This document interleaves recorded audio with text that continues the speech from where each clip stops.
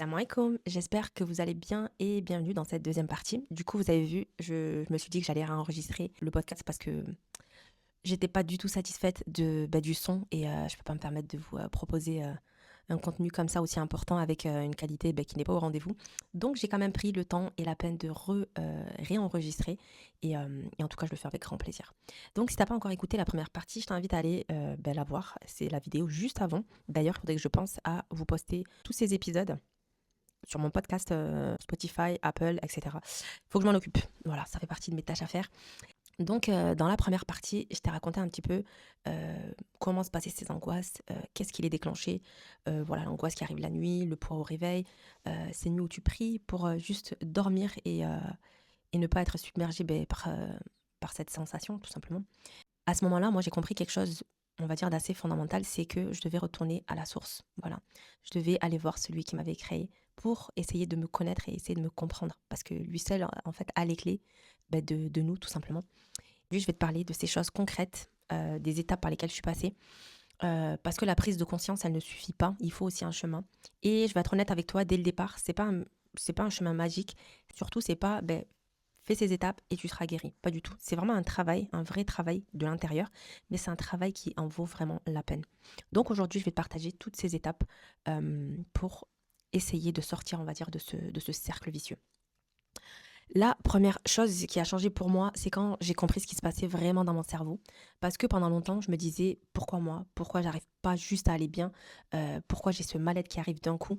Et c'est vrai que quand je faisais mes prières, j'essayais quand même d'être reconnaissante, et encore c'est un grand mot, j'ai essayé, mais j'étais pas du tout positive et j'avais de la colère aussi un peu en moi parce que je n'arrivais pas à comprendre pourquoi je ne pouvais pas simplement être bien en fait. Donc à ce moment-là, je peux dire que oui, effectivement, j'avais pas la bonne opinion. Et ensuite, j'ai découvert quelque chose qui m'a un petit peu tout expliqué, notre cerveau. J'ai compris en fait qu'il ne faisait pas la différence entre ce qui était réel et ce que tu imagines, d'accord? Quand tu rejoues sans cesse le même scénario de peur dans ta tête, ton corps, lui, il réagit comme si le danger était réel et qu'il se produisait là, là tout de suite, quoi. Donc, à ce moment-là, il va libérer des hormones de stress et ces hormones, elles vont créer une émotion. Et cette émotion finit par graver une connexion dans ton cerveau. Et à force, cette connexion, elle devient automatique. C'est pour ça que tu peux avoir une crise d'angoisse en plein repas de famille, quand tu te lèves le matin, quand tu fais tes courses. Tu peux aussi te lever le matin avec ce poids déjà en toi, alors que tu n'as même pas commencé encore la journée. C'est simplement ton corps qui a appris à fonctionner dans le stress, comme dans son état normal. Et j'ai compris, c'est que notre cerveau anxieux, il est coincé surtout entre deux endroits.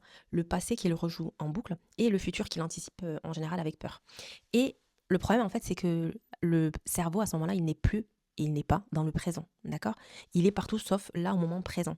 Donc moi, à ce stade, j'ai eu deux réactions. La première, c'est que quelque part, j'ai ressenti un soulagement parce que je comprenais enfin, je mettais des mots sur ce qui m'arrivait et surtout, je me sentais pas folle en fait. Je savais que c'était pas dans ma tête. Et la deuxième, je me suis dit, en fait, c'est pas que je suis moins forte ou pas forte ou faible, c'est simplement neurologique. Ce que j'ai compris, c'est que quand on vient au monde, on est conditionné par nos parents, notre environnement, les gens qu'on côtoie, l'environnement dans lequel on vit. Et tout ça, ça vient façonner un système de pensée, ça vient façonner ton état d'esprit. Et tu grandis comme ça, avec, on va dire, ce système de pensée-là.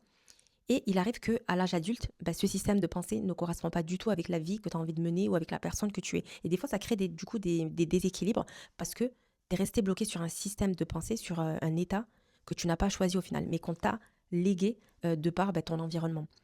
Ce système de pensée avec lequel tu as grandi, il peut se défaire, tout simplement. Tous ces schémas que tu as répétés quand tu étais petite, qu'on t'a appris, avec lesquels tu as appris aussi à te façonner, tout ça, c'est des choses que tu peux réapprendre, tout simplement. Ton cerveau, il apprend, mais il désapprend aussi. Donc, par exemple, quand tu vis dans une famille pauvre, d'accord, quelque part, d'entrée, tu es conditionné à ne jamais être riche, ne jamais avoir beaucoup d'argent, parce que tu as vécu dans ce système-là de pensée, et on voit ça quelque part comme une fatalité, de se dire, comment j'ai grandi, c'est comme ça que je vais continuer à penser, tout simplement. Donc, ça m'amène à la découverte de ces dernières années, qui est la neuroplasticité. Le cerveau peut se recabler. Oui, ton cerveau peut complètement se recabler. Il apprend. Comme il a appris, il peut désapprendre, subhanallah. Mais pour le recabler, j'avais besoin d'aller chercher au bon endroit surtout. Et c'est là que quelque chose s'est passé en moi. J'ai réalisé que j'avais trois dimensions. Donc mon corps, ok, que je nourrissais, que je soignais. Mon nefs, qui cherche sans cesse la facilité, qui cherchent les distractions, qui cherchent aussi à remplir chaque silence pour pas justement ressentir un vide quelconque. Et il y avait aussi cette âme, ar-ruh, qui a été créée de lumière. Elle était auprès d'Allah Azza wa Jal avant de descendre en nous. Et cette âme-là, elle a besoin de sa lumière pour vivre, pour se nourrir tout simplement. Et elle ne peut pas s'alimenter de distractions, de choses par lesquelles on va nourrir le nefs ou par exemple notre corps. Elle a besoin de sa nourriture bien spécifique qui est le Coran, le dhikr et la connexion d'Allah Azza wa Jal.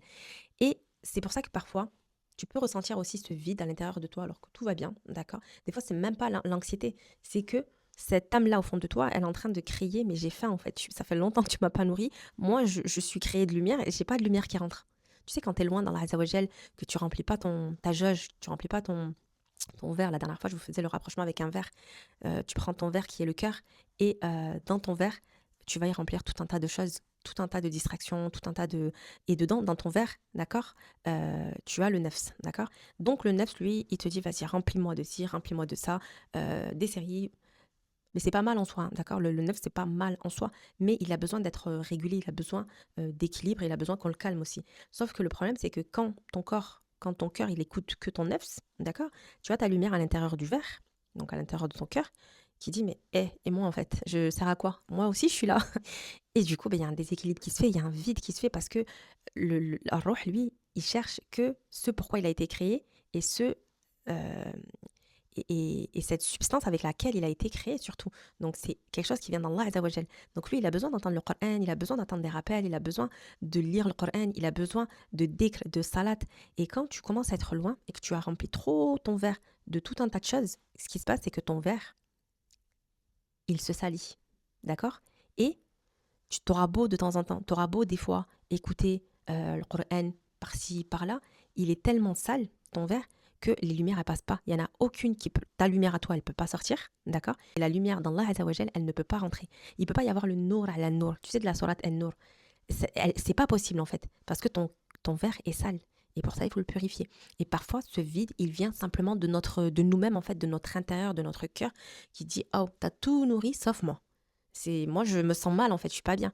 Donc des fois, faut pas aussi aller chercher trop loin. Des fois, c'est même pas que dans la tête, c'est vraiment à l'intérieur de nous-mêmes. Quelque chose que j'ai commencé à comprendre, que j'ai commencé à méditer aussi et qui a beaucoup changé ma façon d'approcher le Coran après, parce que je comprenais que elle avait aussi un droit sur moi et que cette roh, d'accord, elle avait besoin aussi d'être nourrie, elle avait besoin d'être écoutée, entendue. Et si je faisais pas le travail avec elle, je peux pas me plaindre à côté de pas aller bien, de me sentir mal.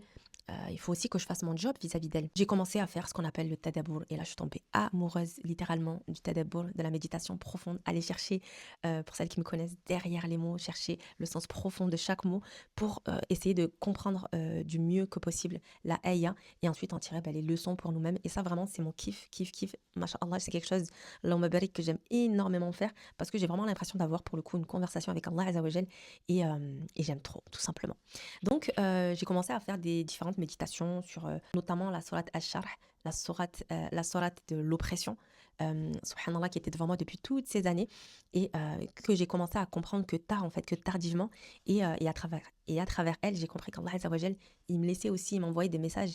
Et j'ai senti que ça y est, j'étais sur le bon chemin et qu'il fallait simplement que je continue. Donc, voilà ce que j'ai fait, étape par étape. Première étape, j'ai appris à voir volontairement l'abondance.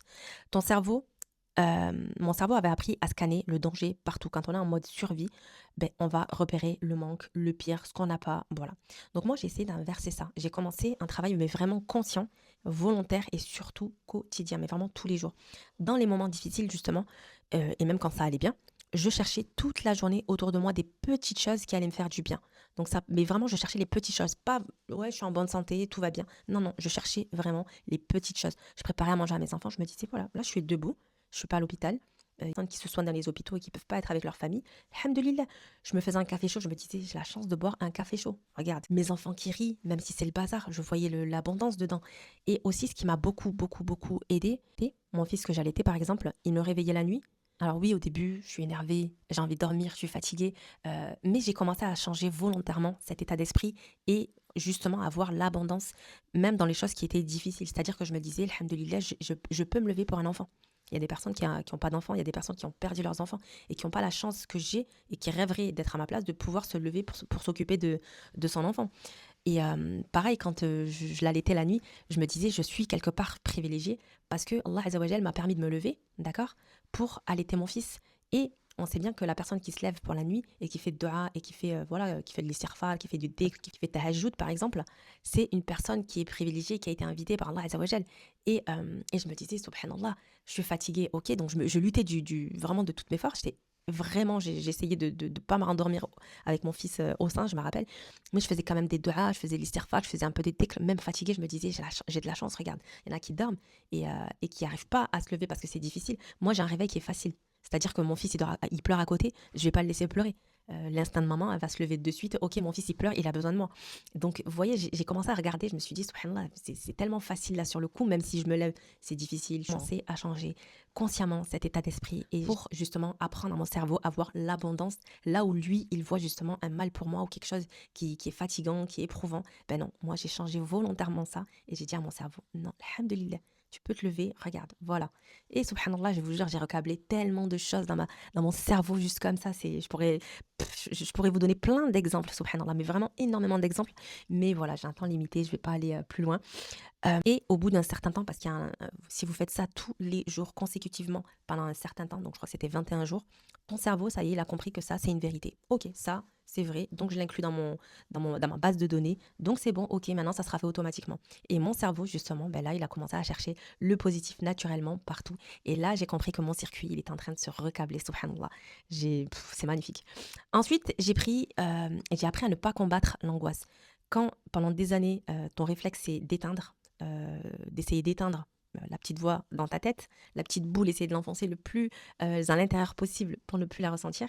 Donc tu te lèves, tu t'occupes, tu allumes une série, enfin voilà, tu remplis le silence. Voilà. Moi, je voulais absolument pas me retrouver avec moi toute seule. Donc j'ai essayé de remplir au maximum le silence et j'ai compris que justement c'est ce qu'il fallait pas faire parce que plus tu combats une émotion et plus tu lui donnes de l'énergie.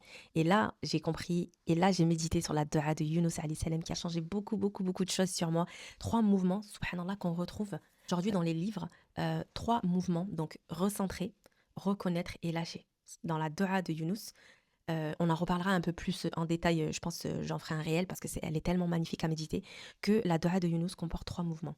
Il recentre, il se recentre, il reconnaît et il lâche. Et ces 3 mouvements, subhanallah, c'est exactement ce que la science du cerveau décrit pour sortir du mode survie. Donc tu changes la pensée, tu changes l'émotion et tu lâches l'attachement au résultat, subhanallah. Ça ressemble parfaitement à l'angoisse que tu as toi à l'intérieur de toi où vraiment tu te sens oppressé, oppressé. Et subhanallah, Yunus alayhi salam, il a fait au fond du ventre d'une baleine, juste avec ces 3 mots. C'est la ilaha illa ant subhanaka inni kuntu minadh dhalimin. Et subhanallah, Allah, juste après, il lui dit et j'ai pardonné à tous les croyants. Il dit pas et je t'ai pardonné à toi, Yunus. Il dit et j'ai pardonné à tous les croyants. Et d'ailleurs, cette dua, elle est magnifique parce que il y a énormément de tafsir dessus où les savants disent que celui qui récite cette dua, Allah, il l'exauce. Allah, il l'exauce. Et même les anges, quand ils l'ont entendu prononcer cette dua, ils ont dit c'est quoi en fait, on l'a jamais entendu ça, le bruit, tout. Enfin, subhanallah, elle est magnifique à méditer, la dua de Yunus alayhi salam. Deuxième étape, j'ai appris à lâcher la prise, oui, la prise aussi. Troisième étape, j'ai appris à lâcher prise, mais vraiment lâcher prise. Et là, on va parler du tawakkul. Comme vous le savez, moi, j'étais quelqu'un qui contrôlait tout. Et cette épreuve, justement, l'anxiété, m'a appris que non, tu contrôles rien du tout et tu vas rester à ta place, justement, parce que c'est la seule chose que tu ne peux pas contrôler. Et j'ai compris que c'était précisément le message qu'Allah Azza wa Jal voulait que je comprenne. Repose-toi, parce qu'il y a des choses qui ne sont pas entre tes mains et c'est pas ton rôle de les contrôler. Parce que moi, j'étais vraiment dans le contrôle, l'anticipation, parce que si j'anticipe, si je fais attention à ça, si je prévois, programme ça, rien ne se passera. Et j'ai bien compris que malheureusement, ça ne se passe pas comme ça. Donc, j'ai appris le vrai tawakkul. Mais vraiment le vrai, pas celui de la résignation, mais mais plutôt le tawakkul où tu fais tout ce qui est en ton pouvoir et ensuite, le reste, tu poses entre les mains d'Allah Azza wa Jal. Et comme j'aime bien dire, tu attaches ton chameau et tu fais confiance à Allah Azza wa Jal. Donc, c'est pas tu laisses ton chameau libre, d'accord, et tu te dis tawakkaltu ala Allah. Non, non, tu l'attaches quand même. Mais ensuite, c'est entre les mains d'Allah Azza wa Jal. Donc ça, pareil, on en reparlera, mais c'est le tawakkul, pour moi, ça a été la base de base de base de tout. C'est ce qui est venu enlever plein de croyances, c'est ce qui est venu décrocher plein de stress inutile. Parce que quand on a vraiment le tawakkul, je vous dis vraiment, le stress, il s'en va avec. Parce que quand tu travailles vraiment le tawakkul, tu as vraiment une partie de ton stress qui disparaît. Voilà, parce que tu sais qu'il y a des choses qui sont pour toi, mais il y a des choses aussi qui sont pas pour toi, que tu n'as pas à contrôler. Et ça, vraiment, c'est une source de stress en moins. Et qu'est-ce que tu respires. Mais voilà, là, je parle vraiment du vrai tawakkul, pas le tawakkul où je ne fais rien, je fais pas de sebeb, je fais rien et je me laisse guider. Je me dis, ben voilà, qadar Allah, voilà, c'est entre les mains d'Allah et tawakkal sur Allah. Non, ça marche pas comme ça. Ensuite, la quatrième étape, ça a été le pouvoir des affirmations. Je vous en parle beaucoup, beaucoup sur mon compte et je vous en ai parlé aussi il y a pas longtemps. C'est ce que tu te dis à toi-même. Donc, tout ce que tu te dis va créer une réaction physiologique, réelle dans ton corps. Et si tu te répètes sans cesse: «Je suis comme ça va jamais changer. J'en peux plus, je suis fatiguée. Là, c'est trop, trop, trop pour moi. Là, c'est au-delà de mes capacités. Là, c'est bon, j'ai envie de mourir». Tu vois? Toutes ces paroles, elles te façonnent, tout simplement. Ton corps, il y croit à ce moment-là et il va commencer à sécréter des hormones de stress en continu. Et ensuite, c'est un cercle vicieux, tu ne t'en sors pas du tout. Donc, si à l'inverse, tu commences à te répéter consciemment: «Je suis forte, Allah, il est avec moi. La yukallifullahu nafsan illa wus'aha». Et ça, c'est une ayah que je me répète énormément. La yukallifullahu nafsan illa wus'aha. Allah ne me charge pas d'un poids que je ne peux pas supporter, d'accord. Et quand, encore une fois, je vais un peu vous... voilà, mais tu médites sur le mot wus'aha, la capacité, parce que wus'aha, qui vient du mot wus', qui est la capacité, d'accord. La capacité à supporter l'épreuve. Ça ne veut pas simplement dire la capacité, mais c'est tout ton espace de capacité, tu vois. C'est comme si là, c'est comme en fait un ordinateur avec une mémoire. Et toi, tu vas stocker des photos et à un moment donné, tu te dis: «Attends, j'ai mis 10 000 photos, là, c'est pas possible, il va pas accepter les photos que je vais rajouter». Que lui, par exemple, il a une mémoire de 3 gigas, par exemple. Il va pouvoir recevoir. Mais toi, tu te dis: «Non, j'en ai déjà mis beaucoup, c'est pas possible». Mais lui, il est capable. Il a l'espace de capacité pour. Mais toi, c'est pareil. Allah, il te donne une épreuve selon l'espace de capacité, tout simplement. Ce mot, il est magnifique à méditer. Et vraiment, c'est pour ça que je vous dis, si vous méditez pas sur les mots puissants comme ça, là, on peut pas avoir le message. Et voyez, moi, c'est un truc que j'ai jamais vraiment médité parce que pour moi, c'est juste les capacités, ce que tu peux porter. Sauf que quand tu comprends vraiment le sens profond de ce mot, tu comprends que c'est tout l'espace en bas de droite à gauche, tout ton espace. Allah Azzawajal, il a vu que par rapport à tout ce que tu as à l'intérieur de toi, cette épreuve, elle rentre dedans. Voilà, cette épreuve, elle rentre dedans sans problème. Donc après, c'est à toi de faire confiance. C'est pour ça que là, on revient au tawakkul. Pour moi, le tawakkul, vraiment, je pourrais vous en parler pendant des heures, mais c'est ce qui m'a sauvé vraiment, qui a sauvé mon esprit, mon cerveau, tout. Mais bon, là, on est passé à la quatrième étape, le pouvoir des affirmations. Donc, on va essayer de suivre la trame, parce que sinon, je vais partir dans tous les sens. Donc, qu'est-ce que je disais? À la place, répète-toi consciemment: «Je suis forte. Allah, il est avec moi. Je peux traverser ça». Et ton cerveau, tu vas voir que petit à petit, il va creuser un nouveau chemin, d'accord. Et c'est pour ça aussi que le dhikr, il est puissant, parce que c'est une affirmation aussi de vérité. Quand tu répètes des dizaines de fois, 33 fois, la même chose, subhanallah, alhamdulillah, Allahu Akbar, c'est un dhikr qui est hyper puissant pour ton cœur, même si toi, tu comprends peut-être pas la signification profonde. C'est quelque chose que ton cœur, lui, il comprend, t'inquiète pas, il le reçoit. Et ça, ben, pareil, ce qui rentre dans ton cœur, ben, ça façonne aussi ton cerveau, et ton cerveau, il l'intègre comme une réalité profonde, tu vois, subhanallah. En modo, les étapes, c'est ça. Il y a d'autres étapes, mais je vais pas en parler tout de suite parce que j'ai peur que l'audio soit trop, trop grand. Mais vraiment, les grosses étapes, elles sont là, d'accord. Et la dernière étape, c'était justement d'instaurer de nouvelles habitudes tous les jours. Et là, moi, ce que j'ai compris, que je n'avais pas compris, c'est que le vrai travail, surtout, il se fait avant la crise. Pas pendant la crise, mais il se fait avant. J'ai commencé à installer plein d'habitudes tous les jours, sans exception. Donc, être le kursi au réveil, avant de dormir, après chaque prière, la prière de Doha, ça, je voulais assez répéter, la prière de gratitude par excellence, des gratitudes de ton corps, de voilà, toutes ces ni'mas que tu as avec toi tous les jours. Et surtout, j'ai arrêté de remplir chaque silence avec du bruit. Parler, mais il y a d'autres doigts que je fais le matin, que je fais le soir. Voilà, il y a d'autres doigts. Je vous les mettrai peut-être dans la description. Parce que sinon, si je commence à vous dire toutes les habitudes que j'ai mis en place, vraiment, je crois que là, on a un podcast de 3 heures. Mais grosso modo, c'est ça.